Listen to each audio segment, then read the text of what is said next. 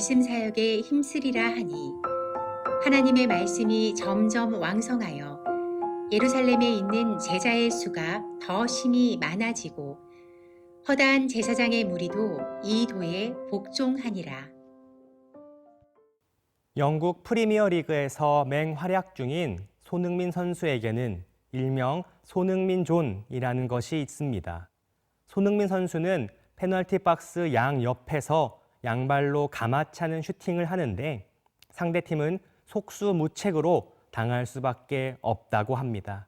그런데 이런 손흥민 존은 그냥 탄생한 것이 아닙니다.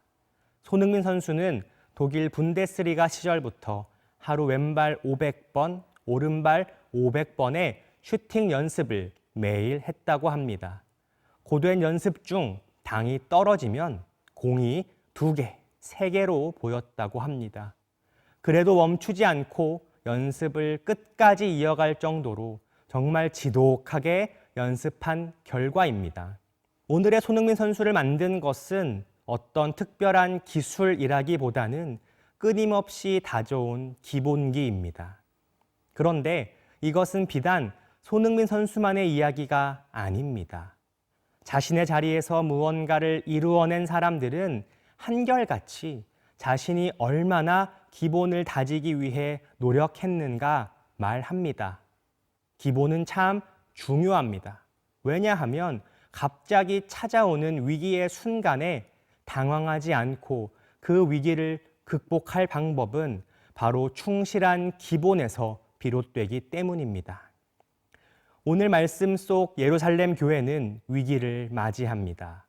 제자가 더 많아졌다 기록될 정도로 예루살렘 교회는 날로 부흥했습니다. 그런데 여기에서 문제가 발생합니다.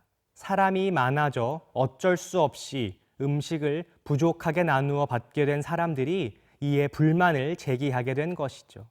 함께 음식을 나누어 먹고 구제를 하는 등의 활동이 교회를 더 건강하게 하고 더 부흥하게 할 것이라고 생각했었는데 오히려 그 부분에서 문제가 시작된 것이죠. 이 위기의 순간 사도들이 내린 결론은 무엇입니까? 바로 기본으로 돌아가는 일이었습니다.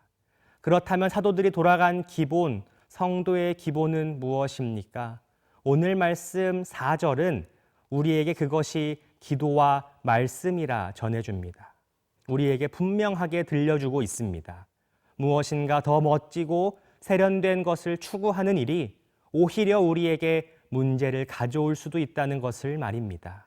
예루살렘 교회의 사도들은 이것을 깨달았습니다. 그리고 7 일꾼을 세우며 교회의 사역을 나눕니다.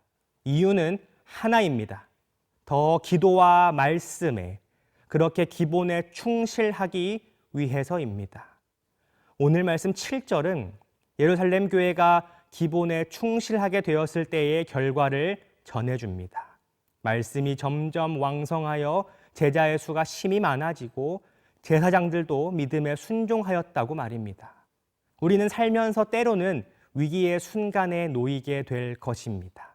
이때 우리가 이 위기 가운데 넉넉히 이기기 위해서는 다른 기술들이 아닌 바로 기본에 충실해야 합니다. 바로 기도와 말씀이라는 성도의 기본에 우리가 충실할 때 날마다 어려울 때마다 그렇게 기본으로 돌아갈 때 우리는 반드시 위기를 넘어 더 나은 결과를 보게 될 것입니다.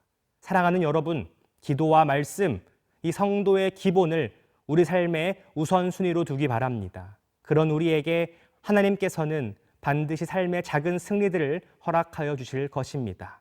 기본이 곧 승리라는 믿음을 가지고 날마다 기도와 말씀에 충실한 우리 모두가 되기를 원합니다. 하나님 아버지, 우리가 때로 삶의 무게에 짓눌리고 내 앞에 장애물에 걸려 넘어질 때 다른 것이 아닌 기본으로 돌아가게 하여 주옵소서. 성도의 기본에 충실하여 기도와 말씀을 단단하게 붙들고 믿음의 길을 걸어갈 때 주님, 우리에게 위기를 넘어설 수 있는 은혜를, 삶의 승리를 경험할 수 있는 은혜를 허락하여 주시옵소서. 우리에게 긍휼을 베푸사 우리와 함께 하시며 우리를 늘 도우시는 우리 구주 예수 그리스도의 이름으로 기도드리옵나이다. 아멘.